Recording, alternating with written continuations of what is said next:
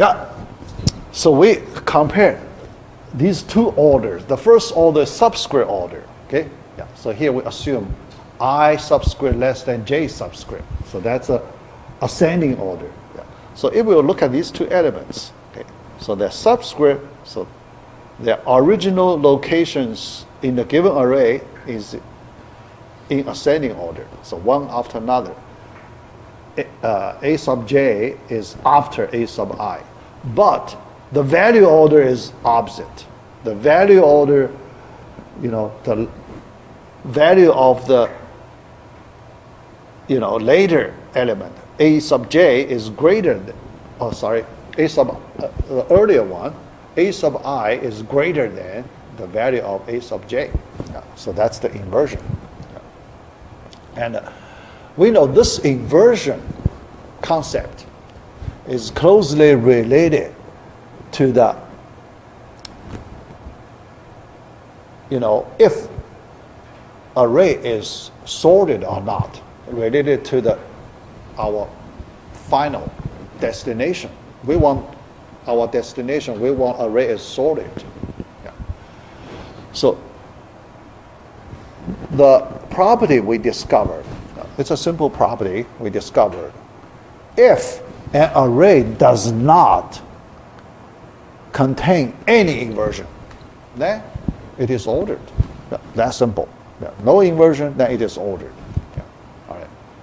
If it is not sorted, if an array is not sorted, we can find at least one inversion, right? We can find at least one inversion. Yeah. All right. Okay. Yeah. But then one inversion, although we can say we can find one inversion, another step forward. Yeah. Another step. When we say we can find one inversion, is this inversion a global inversion or local inversion or an adjacent inversion? Yeah. So that's next level understanding. Yeah. Because when we say there is one inversion, first, the meaning is one global inversion. Yeah. If we do not say anything, that means it's a global inversion. Yeah. Yeah. But if it's a global inversion, if I ask you to detect a global inversion, relatively hard, right? Global inversion, you need to go through the whole array, compare any two elements in the array to see if it's an inversion or not. That's too much work. Yeah. So now we want to improve. We want to make improvement here. If we can convert global inversion to an adjacent inversion, that's much easier. Yeah. Because an adjacent, we only need to compare two adjacent elements. Yeah. So we do not need to look everywhere in the array. Yeah. So that's a big improvement. Big improvement. If I use asymptotic notation, yeah. After we learn asymptotic notation, we can use that. If we use the asymptotic notation, we can say our improvement is from big O of n squared. Big O of n squared. N squared, because you do all the possible comparisons, that's n squared operation. Reduce to, you only compare two adjacent elements. So you reduce from big O of n squared to big O of n. Because you only need to, go through n minus 1 possible adjacent pairs, n minus 1 pairs. So that's a big O of n. Yeah. So we frequently, we use asymptotic notations in this way. Okay, yeah? Because we do not need to provide a lot of detailed information here, right? Yeah. So we just use some approximation way. That's why I said when we use asymptotic notation, usually we do approximation, not exact, yeah, not precise description. Yeah. Why I mention that? Because when I assign you homework questions, based on my experience, previous some semesters, many students, when I ask them calculate the number of comparisons in, some special situation, then they grab the asymptotic notation, big O of n squared something. You should not use the big O way, because it's a rough description, right? When I ask you to calculate number of comparisons, I ask you to give me the precise way, precise answer, not approximate answer. When you need to give me the precise answers, never use asymptotic notations. All right. All right. So this is inversion concept. Now we get to the point. What we were last time. So this point now. So our goal, we want to sort a given array, but we study the inversions to help us sort the array. So our goal, very simple. If we can eliminate all inversions, think about this. After we do certain operations, if we can eliminate all inversions, then we're done, right? So the goal is we process our array round by round. We cannot complete it by one round. So the first round, second round, third, round by round. At the end, there is no inversion. Okay? But each round, we want to reduce certain number of inversions. Each round, we need to reduce certain number of inversions. But each round, when we need to examine the inversion first. Check for the inversions first. But when we do the checking, we only want to check adjacent inversions. We don't want to check global inversions. The global inversion, too much work. Adjacent inversion, not too much work. Remember, adjacent inversion, we need to do big O of n, this amount of work. If you do global check, you need to pay this much as the comparison cost. That's too high. All right. So that's the point. So each round, we want to pay. Actually, each round, the size is reduced each round. So we can use big O of k, because this k can change, right? From n, from n, every time reduced by 1. Okay, change it. Change it. Big O of k. All right. Now let's do the work. All right. Implementation idea. All right. Remove all the local inversions by local swaps. After we detect one inversion, we swap two elements. Then inversion is gone, right? Inversion.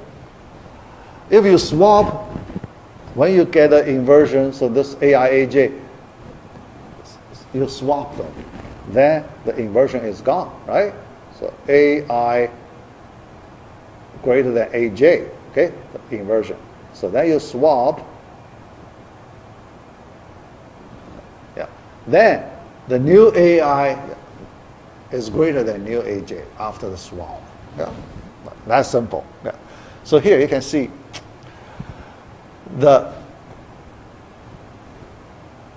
our implementation details based on our understanding, based on our view of this problem. Now we change the view. So inversion view. Inversion is our new view. So based on this new view, we have a different algorithm based on detection. Inversion detection, then swap when an inversion occurs. If inversion does not occur, you don't need to do swap, right? Only when an inversion occurs, you do one swap operation. That's simple. All right. No. The first step, we start from first element for each scan. Yeah. We need to scan run by run. Okay? First round, second round, third round. But the first one, we start from the first element in the array. Yeah. So we scan the whole array. Yeah. But every time, we only compare two adjacent elements and see if it's an inversion. Okay. Two adjacent elements for an inversion. Okay. All right. And do swap one by one from left to right if necessary. Yeah. If there is no inversion, then we do not do swap. Yeah. So this we only do if necessary. Okay. Yeah. Yeah. Yeah. Then number 3, stop at the first in-place element. Yeah. So let's understand this third step. Yeah. All right. Let's look at the first round. Yeah. First round, after we compare two adjacent elements from the beginning to the end, can you see after we finish that first round, can you see any special property? We have special property. If there is an inversion, you swap two elements. Yeah. All the way through the end. So at the end, what can you say about? So what special property can you see at the end? Cody, say something. Largest number at the end, right? Yeah. Yeah, because think about it. If there is one element with the largest value in the array, you always need to move to the next position, right? Yeah. At the end, the largest one here. Yeah. In order to make our situation a little easier, we assume all the elements are distinct. Yeah, we can do that, right? I explained last time. We can do that. Yeah. We assume all the elements are distinct. Yeah. Otherwise, if you allow duplicate elements, then which one largest, right? You need to say a lot of things. Yeah. Here, let's say no duplicate elements. Yeah. Then, you always need to move the largest element to the next position, right? Yeah, always. Yeah. Until you reach the end, so you place the largest element in place, right? Yeah. So you have at least one element in place, right? Yeah. So it is guaranteed you put the largest element in place. Yeah. So it is guaranteed there is at least one element in place after one scan, one round.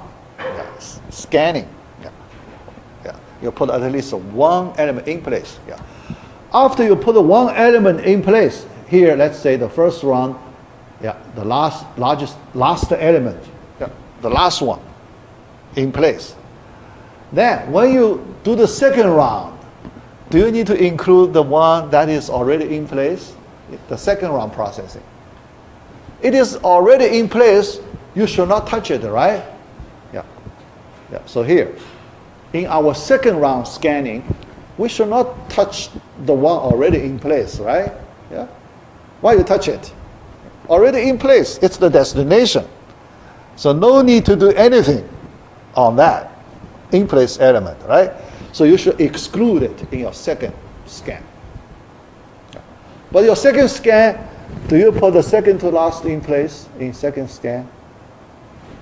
Second scan. Second largest element in place, right? Yeah, yeah, yeah. The same analysis. Yeah. So after second round, you have another element in place. You should exclude it, right? Yeah. The third round, you put the third largest element in place. Then you can exclude it after that, right? Exclude it. So every scan, you put one more element in place, right? So you reduce the size of the data to be processed. Reduce the size. Okay. Eventually, can you reduce the, complete all the processing? Oh, at the end, you put all elements in place. Yeah. So after n minus 1 scans, right? After n minus 1 scans,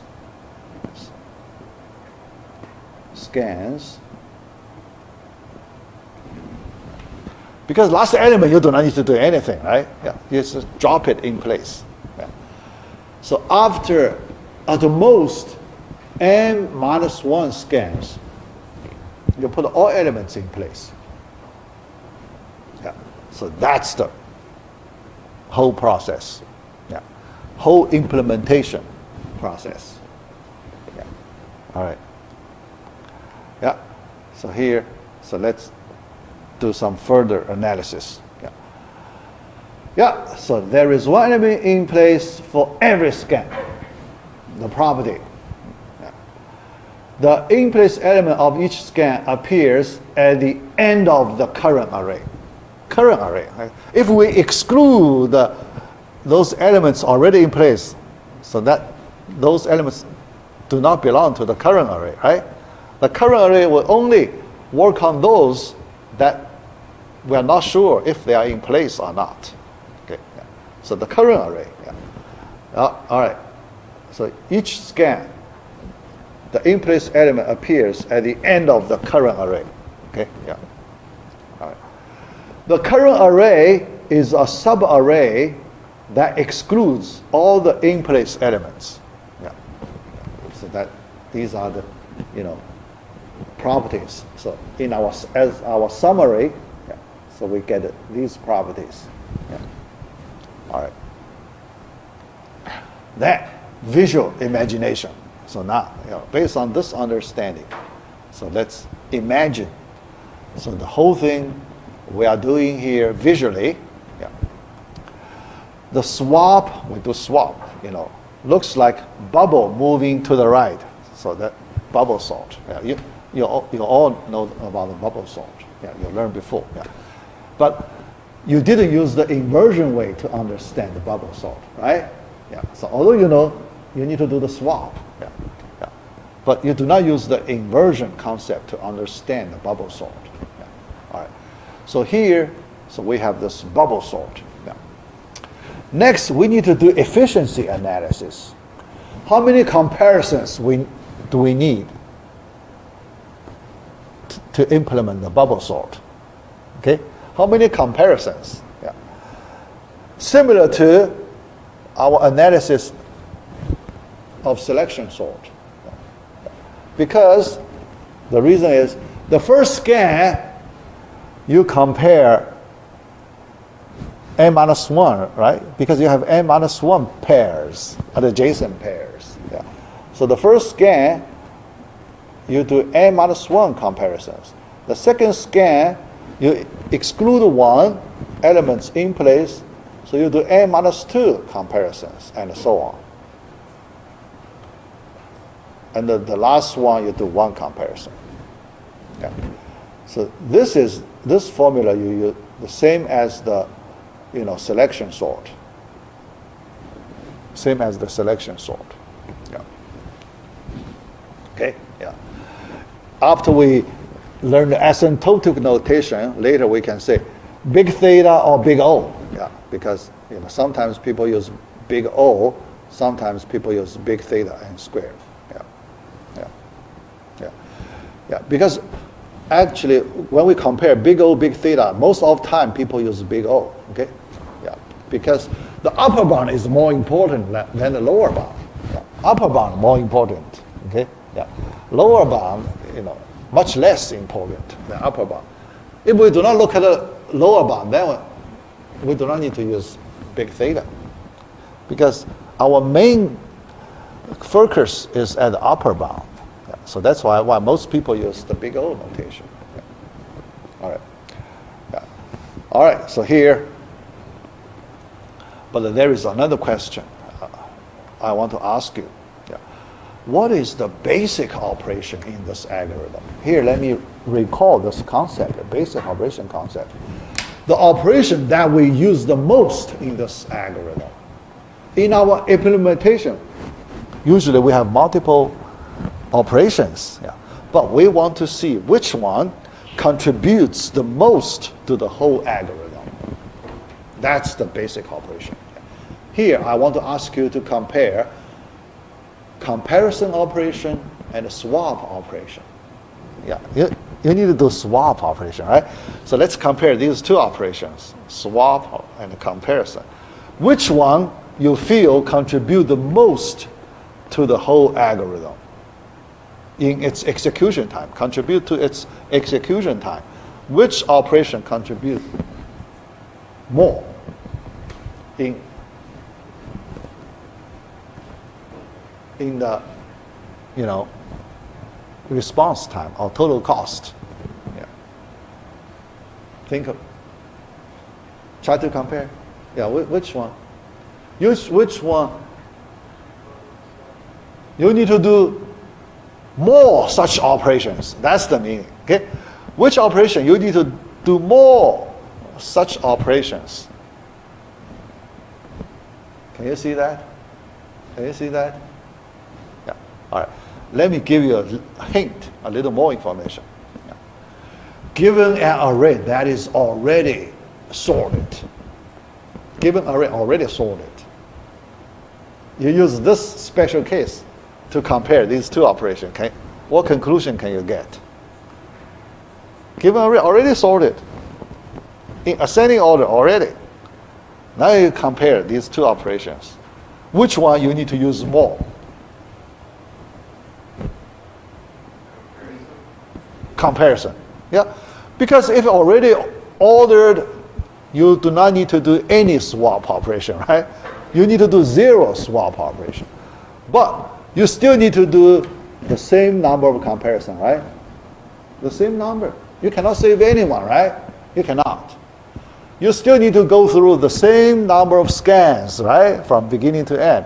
Even already ordered. Because remember I explained before, the computer does not have eyes, right? Even if the array is already ordered, the computer cannot see it, right? The computer does not know it. Okay? The computer does not know it. The computer still need to implement scan by scan, one by one. Okay? Yeah. Yeah. So then you cannot save now comparison, but you can save a lot of swaps, right? Yeah. So due to that observation, comparison operation is the basic operation. Yeah. All right. Yeah. All right. Yeah. So here we know that. Yeah. But there is another thing I want to update. Yeah. Another thing I want to update. Yeah. So based on our textbook, yeah, based on our observation we just did, if in the first, yeah, think about given an array that is already ordered, in your first round scan, you have no swap operation, right? If the first round, you do not have any swap operation, why you need to do the second round? Right? You don't need to do the second round. Because the first round, after you detect, but you need to monitor the number of swap operation, right? You need to use a variable to count number of swap operation. If that number is 0, then you can stop, right? You do not need to do another round scanning, processing. Okay? Yeah. So this is a modified version in our textbook. So you just use a variable to keep track of the number of swaps in each round. If you see at any round, if you see that number becomes 0, you should stop immediately. Yeah. So that's the modified version of bubble sort. Yeah. So then you can improve. You can, a little better. You can reduce unnecessary operations. Yeah. Yeah. All right. Yeah. So we complete. So at this point, we have 2 sorts Yeah, we learned two sorts. Yeah. All right. Next, our last brute force examples. Brute force example. String matching problem. Now, let's solve a basic, commonly used application in a real world. String matching problem. Yeah. All right. Yeah. So in this one, yeah. So our problem number 6, string matching. Yeah. Match, search, string. Yeah. Matching. Yeah. So first, we want to represent our problem mathematically. In the problem description, yeah. So you do not have any mathematical representation. Yeah. So given a string of n characters, yeah. So we call it text. Yeah. You know, yeah. A block of text. Yeah. Yeah. Yeah. And a string of m characters. That's the keyword. You can imagine. Yeah. That's when we do keyword-based search. Yeah. So we use one keyword. Okay. M characters. Here we call the pattern. The pattern. Okay. All right. And with m less than or equal to n. Yeah. All right. So given condition. Yeah. Our goal, we want to find a substring of the text that matches the given pattern. That's the basic string matching problem. Okay. String matching problem. Yeah, but here, based on the description, yeah. So the first thing we need to do, we need to formulate, we need to find a good, convenient representation for the given problem. Yeah, yeah. So that's all, that is important. Yeah, yeah. So the first step, mathematical representation. Yeah. All right. Yeah. So here we also need to, because you need to find a substring. After you find a substring that matches the given pattern, you need to return the location of the substring, right? Location of the substring. But the question is, how do you define the location of the substring? Yeah, so here we define it. Location. Index I of the leftmost character. That's the definition of the location of the substring. Yeah. Yeah. Leftmost, not rightmost. Okay? The first character, not the last character. Yeah. All right. Then, the first solution, yeah. So here, the brute force. Yeah. So the brute force solution, straightforward, brute force. Yeah. All right. But we need to represent our data. Right? Yeah. We need to represent our data. Yeah. So in order to do some rigorous discussion, we need to represent our data. Yeah. All right. So here the data has two parts. First, the text part, data. Second, the pattern part of data. Yeah. We need to use two arrays. The text part data we can treat as an array of characters, right? The second part, pattern, the keyword, we can also treat another array of pattern of characters. Yeah. Yeah. Two arrays, yeah. One longer, yeah, for the text, one shorter, much shorter usually. Yeah, that's the keyword, okay, pattern here. All right. All right. Yeah. So text, yeah, we use the first array to represent the text part. Yeah. T array. Here, little t. Here I use math. Yeah. So although it's not a strictly array representation. Yeah. So it's a sequence of characters. Yeah. So math symbols. All right, yeah. That with subscripts from 0 through n-1. The pattern notation, little p sequence. Yeah. P0 through Pn minus 1. Yeah. All right. That's the data part. Then we need to represent the goal. Now, so what is your goal, right? Yeah. So the destination. Yeah. So if you find a match, how do you check?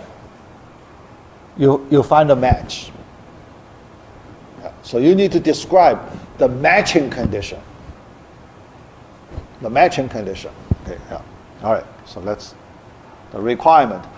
Find the location I. Yeah. So this location I is supposed to be the matching situation. Yeah. Yeah. Here we assume we find the matched substring. Yeah. We need to describe those, that matching requirement. We need to describe it. Okay. All right. Let's describe it this way. Yeah. P0, the first pattern character matches the first character in that substring. Yeah, because here we assume that I is the first location of the matching substring character. Okay? Yeah. So that is T sub I equals P of 0. Yeah. All right. Then the next one, next position, T sub I plus 1. Yeah, so here, if I write one more, T sub I plus 1 should be equal to P1. Yeah, and so on. Yeah. But here we need to write the general condition. Yeah. That is P sub I plus J. J, okay, yeah, equals Pj. Can you see that? Can you see this general expression here? P sub I plus J. Yeah, all right. Because here we align, all right. So here, because we compare, yeah. So one pattern, one substring. Okay, the first is I position. Corresponds to the first at a 0 position. Okay, the second I plus 1 position corresponds to 1. Yeah. I plus 2 corresponds to 2. I plus 3 corresponds to I plus j corresponds to pj. Yeah. So you can see, based on that, yeah, the general, yeah, one-to-one correspondence, yeah, matching. Yeah. The last one. I plus m minus 1 equals, T sub I plus m minus 1 equals P sub m minus 1. That is our representation for the matching requirement. Okay, all right. Then, based on this analysis, then we need to write a program to implement. Yeah. So, in your program, how do you do the comparisons? Yeah. You need a for loop, right? Yeah, you need a for loop. Yeah. So here, let's try to address the technical problems when we write that for loop. Yeah. Yeah. So, all right. Okay. So let me draw a diagram. So here, the strategy, guess and verify. Yeah. That strategy I want to explain the strategy in problem solving. We need to make a guess. Many times we need to make a guess. Yeah, yeah, yeah. But how do you know your guess is correct? Right? So you need to verify it and see if it's correct. If it's incorrect, you need to modify your guess. Yeah. If it is correct, so then you can move on. Okay? Yeah. So that's simple strategy. Yeah. But very effective. Yeah. So after this class, you need to be aware of using various strategies. We have several strategies, right? Yeah. So very simple, but very effective. Yeah. All right. So here, let's look at this strategy. All right. Thinking. Yeah. the first question, can we exhaust all such M substrings? No. Because when we do comparisons, if we can find all the possible M substrings, then we just go through all of them. We do the comparison for all the M substrings. Yeah. Then we are done, right? If we find one match, we are done. Yeah. Or we missed all of them. So then we have a conclusion, right? So we couldn't find any match. Yeah. Yeah. So our first question, can you figure out how many M substrings do we have in the text with N characters? In a text string, text we treat also, it's a long string with N characters. But we want to find the possible M consecutive characters, right? Yeah. How many M consecutive character segments you can find in a given given text with N characters? Can you answer that question? Yeah. All right. Yeah. Yeah. Every time extract an M substring from the text with consecutive characters. Yeah. Yeah. The first M substring, you do the first comparison. Okay. First, this kind of comparison. Yeah. Yeah. Character by character comparison. After that, the second M substring, so you move one location to the right, right? Then third M substring, fourth, yeah, one by one, right? Until you reach the end. Yeah. All right. Yeah, so each one you compare it with the pattern for a possible match. Okay, all right. So then, now I want to ask you the question. How many such M substrings? Here, the first thing, you can guess that answer. Make a guess, because we want to do guess and verify strategy. So guess it first. Here, based on your intuition, when you do the guess, use your intuition, okay, to make your guess. Yeah. So you have the length of the text, that's N. So you have length of the text.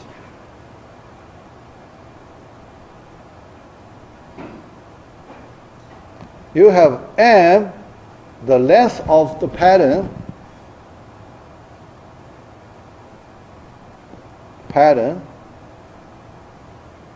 All right. So now you need to use N and M to represent the number of M strings. How many M strings? Guess it. N minus N. Yeah. Here, in your mind, because you have a picture. So in your mind, okay? So you just imagine. Yeah. So a natural guess. So this is a natural guess. Natural guess is N minus N. All right? Yeah. But the next question, you don't know if this guess is correct or not, right? Yeah. Yeah. Yeah. So the next step, you need to verify it. Yeah. The question is, how do you verify it? How to do the verification? Yeah. All right. So, all right. To do the verification, usually we want to use a very simple case. The simplest case. Can you see some simplest case you can use for the verification? Yeah. Simple extremo case. Extremo case. Can you imagine that? Simple extremo case. Yeah. Look at this condition. M less than or equal to N. M less than or equal to N. Is M equals N? Is this a simple case, extremo case? Extremo, yeah. It's legal, right? The pattern, the length of the pattern is the same as the length of the text. It's legal, right? Yeah. When that extremal case occurs, same length. What is the answer of this question? How many M substrings do you have? Same length. Same length. One, right? Yeah, because the whole string is an M substring. Yeah. So that means the answer to this question is 1 in that extremal case, right? In this M equal to N extremal case. But tell me, what is the answer of this one? The formula? 0. That means your guess is not correct, right? There is one difference in your guess. So how do you fix it? Not very far. Your guess is very close. Now give you a second chance to fix it. How do you want to fix, Matthew? Yeah, that's simple. Yeah, +1. So that's your. So here, I show you the guess and verify strategy. That's the way you apply it. Okay, that's the way you apply it. All right. So you fix it. All right. So here. All right. Then our adjusted answer should be N minus M plus 1. Okay? That's the way you apply this effective strategy. Okay? Yeah. Later we have, other situations we need to apply this strategy. Okay? Yeah. Yeah. All right. Yeah. Let's move to the next step, implementation details. Yeah. So this time we need to do for loop. Okay? Yeah. We need to fix the technical problems for us to write the code of that key for loop, right? We only need to write one for loop, key for loop. Okay, yeah. But for loop, the beginning point is easy, right? Yeah, yes. But the end point here, which point is the end one? So the last M substring. Where is the last M substring? Yeah. So we need to answer that question. All right. Yeah. This is the first M string. First M string. Yeah. The beginning location. This is 0. The index of the first character. 0 is the beginning location. That's trivial, right? But the question is, now we want to find the last substring. In our for loop, we need to specify the end point, right? Yeah. The last string. But last string, this location is unknown, right? Yeah. We want to figure out that location. The location of the last M substring. Yeah. We want to find a way to calculate it. Yeah. Although it's not very hard. But we need to do some calculation, right? Yeah. All right. So here, the question, how to figure out the right subscript that give us the location of the last M substring. It's a simple question, but here I want you to practice some special method. Yeah. Yeah. You need to find a way to calculate correctly. Okay? Yeah. Yeah. Here we do not use the guess and the verify strategy. Yeah. So here we use a different strategy. Okay, different strategy. All right. Remember in our first class, in our first or second class, just early, when we studied that chessboard question. Remember that? Yeah, chessboard question. Then I introduced an important concept. Anyone still remember that? Important concept in that chessboard question. Yeah. When we count the number of squares, yeah, remember the size. Remember? Yeah. So now we count the chessboard. Okay, number of all the squares. Yeah.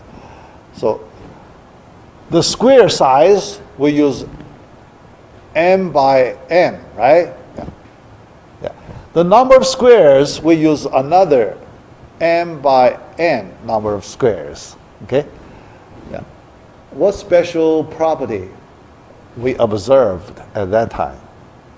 Still remember mn? Related to m and n. Yeah. Related to m and n. M plus n equals what? Still remember that? M plus n. 9. Remember that? 8 plus 1. Yeah? The chessboard 8 by 8, right? That 8 plus 1. Yeah. But at that time, I introduced a concept. Still remember that? So what's that concept? About this. M plus always 9. Never change. This number never changes. What do we call it? Invariance. Yeah. Invariance property. Okay? Here, we want to use that some certain. We don't know which one is the invariance here. We don't know. We need to discover the invariance property right here. Okay? Yeah. I want you to practice this invariance-based thinking at this point in this simple question. Okay? All right. Now, imagine. Use your imaginations. In our problem solving, your imagination is very important. Your intuition, imagination, very important in your mind. Okay? So, draw a picture in your mind. Imagine. All right? So here. Remember, well, we need to work on M substrings, right? Yeah. So the M substring is a moving object, right? Yeah. Every time you work on the current one, then next you move to the next one, right? So it's a moving object. Yeah. All right. So then, when you move an N substring, can you see something that never changes? Which property, when you move an M substring at different locations, you have so many different locations, but there is one property that never changes. Can you see any special property never changes when you move M substring along the line? The length of the substrate. Exactly. The length of the substrate never changes, right? The length of the substrate. Can you define some appropriate invariance quantity based on that length? Yeah. So you're very close. Okay? That length never changes. So your invariance probably should closely related to that length number. Can you define some invariance property here? Invariance. We need to define that invariance. So, all right. Yeah. All right. That we define this way. The difference of two n subscripts of each substrate. Yeah. Just one difference from the length, right? Yeah. The subscript of the last character minus the subscript of the first character. How about that? Is that never changes? Yeah. Yeah. Although we can use length, but just for convenience, right? Yeah. Because length, we can use it to define the invariance, no problem.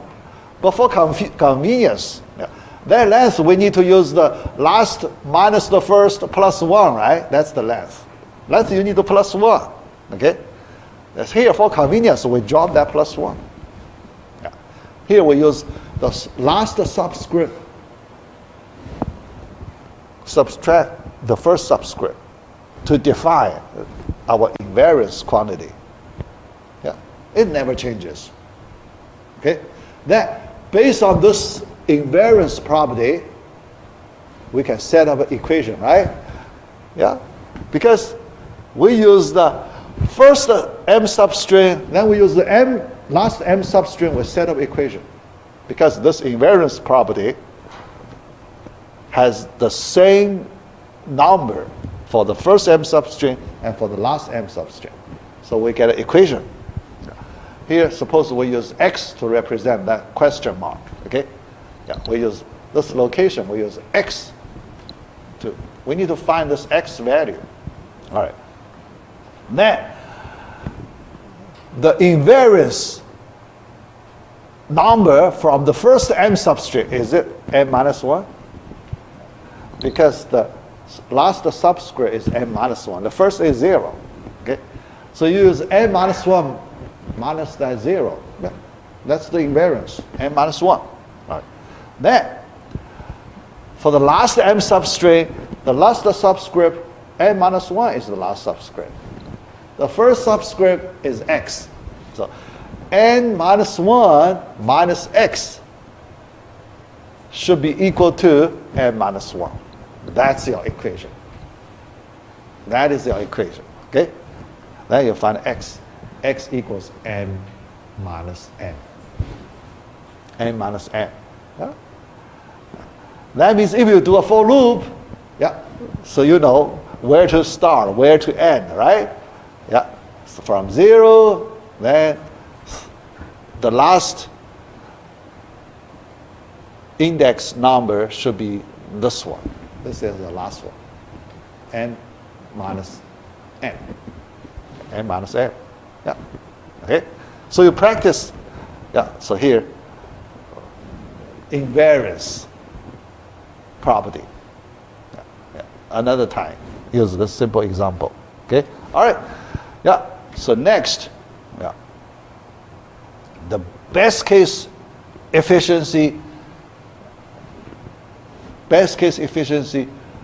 Your first m substring happens to match the given pattern. That's the best case. The first m substring. Okay. All right. So you need to do m comparisons. One substring you need to do m character-based comparisons. Yeah. So if we use the character-based comparisons, so it's m. All right. Worst case, the last one, miss or not, yeah, yeah, match or miss, whatever one. So that's the worst case. Yeah. You need to do m times the number of m strings. That's m minus m plus 1. Yeah. So that's the worst case. Yeah. What's the average case? Can you see the average case? Can you see the average case? Can you quickly give the average case?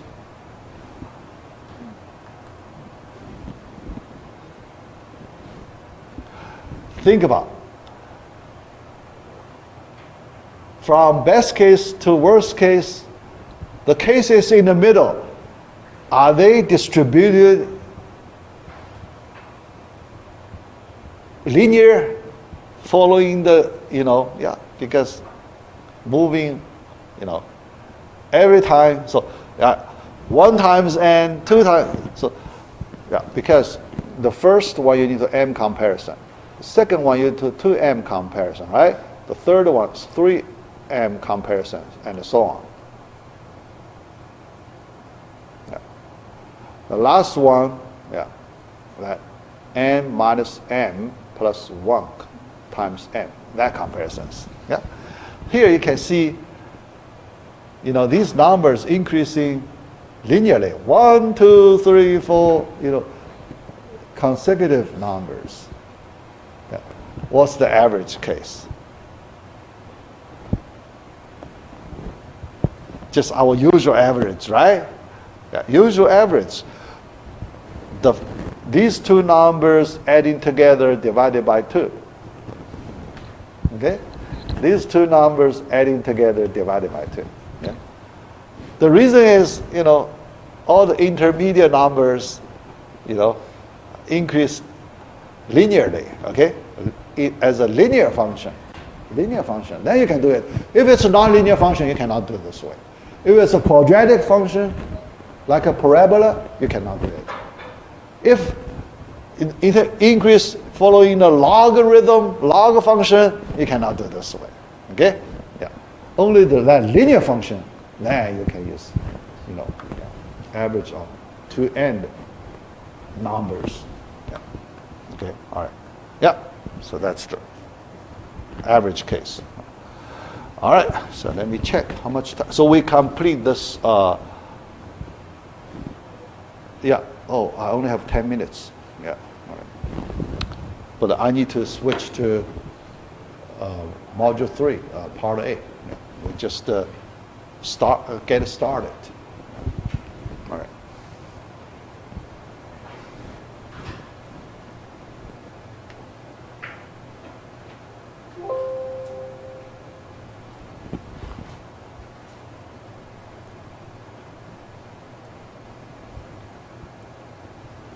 All right.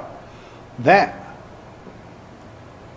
the topic of module 3, a basic but a very important topic, recursive algorithms. Yeah. So in this module, we will spend a lot of time to study the recursive algorithm. Yeah. Yeah. Module 3 and module 4, these two modules are most important. Okay? Our two most important modules, module 3 and module 4. In the sense of problem solving, most important. Okay? In the sense of problem solving. Yeah. All right. So we need to, really study very hard on these two topics. Yeah. All right. Part A, introduction to recursive algorithms. So I think all of you have experience on that recursive algorithms. Yeah. But in this module, we want to learn, all the important aspects of this recursive algorithms. Yeah. All right. Recursive thinking. Yeah. First, let's understand why we need to apply recursive thinking to solve real-world problems, real-world computing problems. Yeah. What's the benefit of recursive thinking? Yeah. That question. Yeah. So why recursive thinking is important in problem solving? Yeah. That question. Yeah. Yeah, because most people, so if they do not get a training in recursive thinking, most people, they tend to use non-recursive thinking, right? They tend to use the straightforward thinking, not recursive thinking. Yeah. For recursive thinking, they need to do a lot of training, okay? Practice, understanding. Then they can get used to that recursive thinking. Yeah. All right. So you have the straightforward, non-recursive thinking in problem solving. Yeah. So, all right. And some problems can be solved both ways, both non-recursively and recursively. Yeah. Yeah. All right. Yeah. Same problem, so you have two different ways. Okay. Recursive way, non-recursive way. Yeah. Now we want to compare these two ways. Yeah. Advantages and disadvantages. Yeah. All right. Then the power of recursion. This this is the answer to that question. Okay? Yeah. So why we want to learn, practice, get a training in recursive thinking? Because we want to get the power of recursion. It's very powerful. Recursion is very powerful in problem solving. And we want that power. Okay? Yeah. Very powerful. Yeah. I will show you that. Yeah. Yeah. Yeah. I will use one example to show you why it is so powerful. Yeah. All right. Some relatively hard problems can, parenthesis, only be solved by recursion. So here, I intentionally put a parenthesis on that only. Yeah, because our textbook says any problem that can be solved by recursion can also be solved by non-recursion. That's the statement in our textbook. Yeah, yeah. But actually, in the real world situation, usually it's very hard. For some problems, hard problems, you can use the recursion to solve them, but here I do not say impossible, I say extremely hard to use non-recursive way. Later, when I show you one example, you can feel about it. Yeah, extremely hard. Yeah, yeah. So that's why. So I put a parenthesis around this only. Yeah.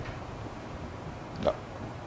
All right. Then we compare advantages, disadvantages between two types of algorithms: recursive, non-recursive. Non-recursive we call it iterative, yeah, because you use a loop, right? So you typically, if you do not use recursion, you need to use some loop to implement to cover all the cases.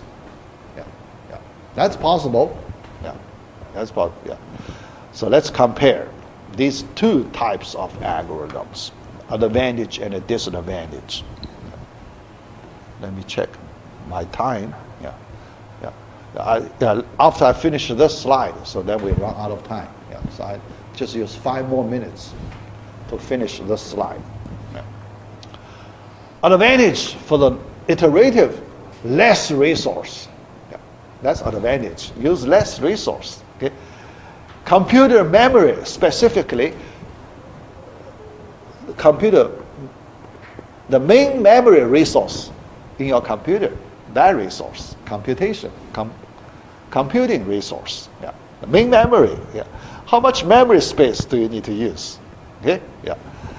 Harder implementation, but when you write a code, implementation is much harder. Okay, yeah. So, advantage. This is the advantage.